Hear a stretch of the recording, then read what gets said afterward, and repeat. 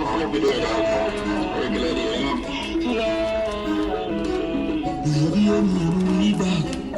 can do but I need that.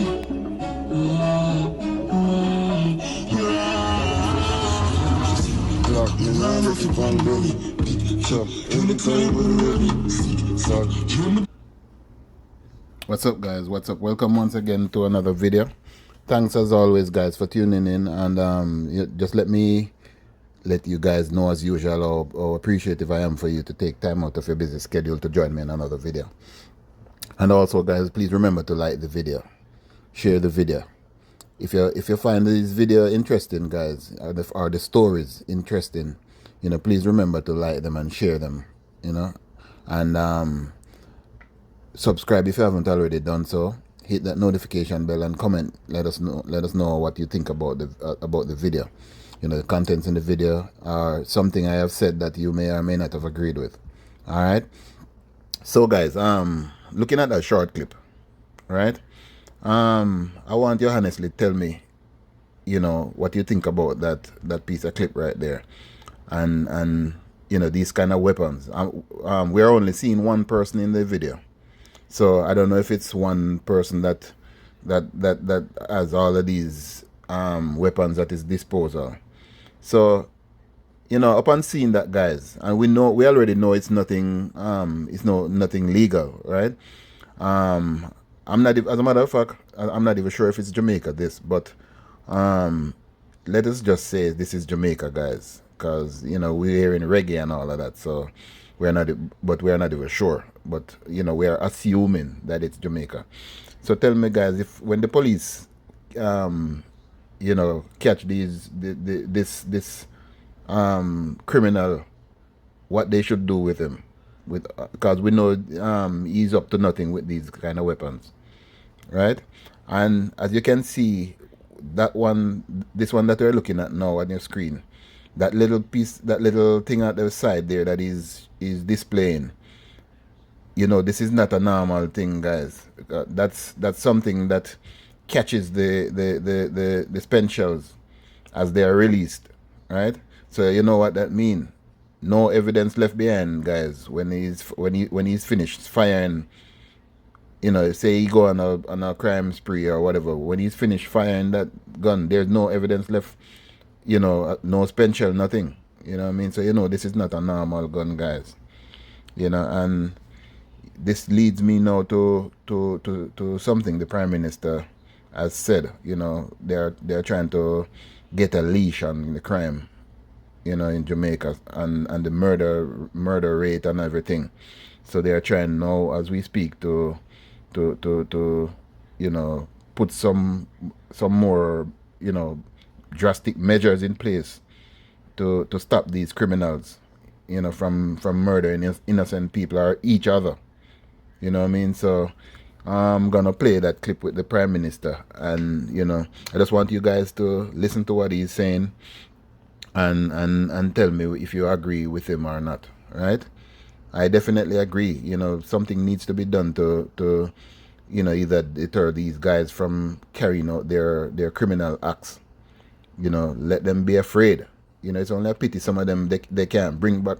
I'm never one to like the death penalty, but for some of these guys, with what is going on now in our beautiful island Jamaica, some of these criminal need to be put to death. Trust me. Going around murdering innocent people. But anyway, I'm gonna play the video with the Prime Minister, guys. So let's watch the video and then we'll talk on the other side. Speed up. Somehow in the minds of people in Jamaica, they don't understand, especially the gunmen, the criminals who are pulling the trigger. They don't understand that the penalty for murder is either the death penalty or life imprisonment. They don't understand that. What they understand is that you can get a term of imprisonment, and after a certain number of years, you come back out. Well, all of that going to change. Anyone convicted of murder will be spending upwards of 30 years or more. And right now, what I'm detecting is that the sentiment of the society is hang them.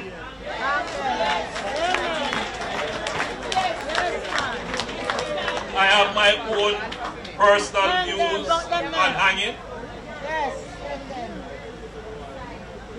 But I appreciate and understand what the society is saying. The society is saying that those who take a life, their life should be taken away from them.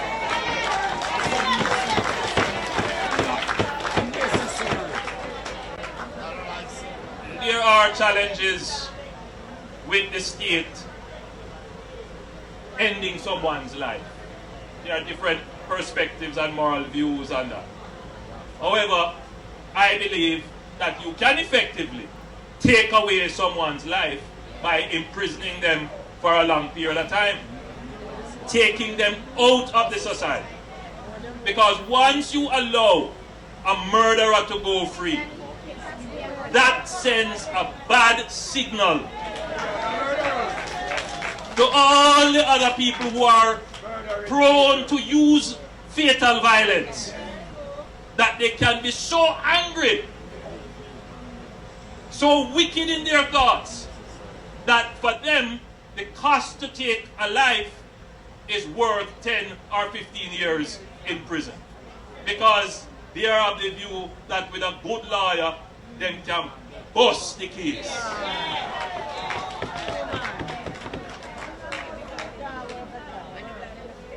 And it empowers and emboldens. But look at that now. It devalues life. Because all taking of a life is worth is 15 years.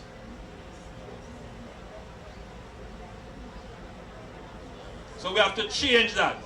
We have to change it by sending strong penalties to the criminals. So that when, no, I'm not saying that criminals are rational people. They're not sitting down and thinking and calculating. They're just going out there and act. But when confronted with the reality of their friend being locked away forever, it does change in their mind, their behavior. So guys, there you hear, what the Prime Minister had to say. And, let us pray, for those of us law-abiding citizens. Let us pray that they pass these laws, where they can, sentence these guys, with stronger measures, and see if the crime, it can deter them from, doing the crimes they are doing, right? So, this other story that I'm coming to you with, guys, it's another criminal activity. Luckily this time no one lost their lives. So this happened, guys, and I've done I think a few videos that I mentioned about Mandeville in Manchester, right? And for those of you who are not Jamaicans, by now you should realize that I'm over there in Jamaica. So all of this is about Jamaica for now, right? So 2 Chinese businessmen were shot and injured in attempted robbery in Mandeville. And I've mentioned where Mandeville is getting like really, really hot, from last year, about the middle of last year. So something needs to be done about these criminals that are walking around and migrating to other, decent, once law-abiding towns and parishes and committing their crimes. So again, this is where the what the Prime Minister just spoke about comes in. So let us get on with the story, guys. So 2 Chinese business operators were this morning shot and injured. And this happened yesterday, 9th of January. So they were shot and injured during an attempted robbery in the Ingleside community in Mandeville, Manchester. And I must say, guys, for those of you who know, who are Jamaicans and know Mandeville, right, and know that area that they are mentioning, that is an area that you never, once upon a time, you never hear any crime or anything like that going on in places like those. So now we more see it every day. Nowhere is immune to crime and violence these days, because Ingleside is I don't know if it still is, but it once was one of those, what you call it now, upper class neighborhood where the rich people, business people, had their big houses and stuff like that. So you see where the crime is walking all over the place now. So according to the police, two men were traveling with large amounts of cash at approximately 11:30 a.m. when they realized they were being trailed by a motor vehicle. And as I read that part, that sounds like some inside job to me. Because how should these gunmen know that these men were traveling with large sums of money? But anyway, the men pulled up to the businessmen and ordered them to pull over. When they did not comply, the men opened fire on the businessmen. A police source said the injured men drove themselves to the hospital where they are now being treated. So they are said to be in stable condition. Right, so let us pray for these men, that they none of them loses their lives, and they pull through from their injuries. All right. So okay, that is it for that story, guys. So the next story, the final story for today, guys, is a really sad one, right? And But there is no question that higher penalties can be a strong deterrent and can shape behavior. okay, so these two people that you're looking at on your screen, guys, they are a mother and son who tragically lost their lives in an accident, car crash. And it's really a sad case, guys, to see something like this, and a mother and her son, losing their lives like this. And guys, this happened in the wee hours of the morning, early this morning, right? And it is said that people are saying she wasn't drunk. Family members are saying she wasn't drunk, and the reason for that is because at the accident scene, but I don't know if it's one or more bottle of liquor could be seen on the accident scene that was in the car, right? Traumatic screams heard over the telephone during a crash on Monday, which claimed the life of a mother and her teenage son, were what alerted friends and family that something had gone horribly wrong. Tamika Peart, 40 years old, and her 17-year-old son, Jelani Wright, died when the white BMW Peart was driving crashed near the entrance of the PJ Patterson Highway along Mandela Highway sometime after 2 a.m. Peart's 12-year-old son is the lone survivor of the single vehicle crash, as the family made their way from Olympic Gardens in St. Andrew to their home in Cedar Grove, St. Catherine. Kathleen Sadler, Peart's mother, was a shadow of herself when the Gleaner visited her home on Grassquit Glade in Kingston 11 on Monday evening, as she tried to muster the strength to speak. She is jovial. She was my daughter and my best friend. Anywhere she's going is me and her. She owns a bar, so sometimes if you see liquor in her vehicle, she take a little liquor, but she carry it in her bar, from her bar, she carried in her bar, go put down, Sadler said. The family says widely circulated footage of the crash scene wrongly paints a picture that Peart was drinking or driving under the influence of alcohol.